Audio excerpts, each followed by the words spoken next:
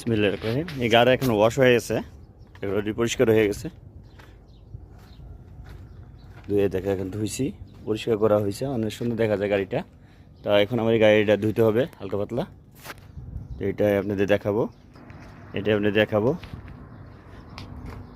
হালকা হালকা ধুইলে হবে, এমনি পরিষ্কার আছে। দেখেন এরা রাত্রে আছে, রাত 1-2টার দিকে আসছে, কত ময়লা এখানে ফেলাইছে। এই ময়লাগুলো আমার ফেলাইতে হইব। তারা পানি রুম্বরি খাইছে, এটা আমার উঠাইতে হইব। কত ময়লা, টিস্যু। ও মুদিরের টাকা, সে রাইতে আসছে তো টাকাটা ফালাইছে হয়ে গেছে 5,000 রিয়াল।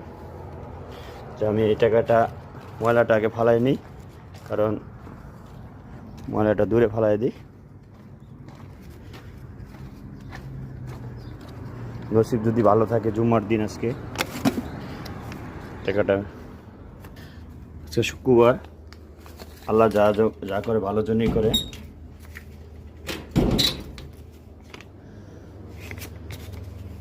টাকা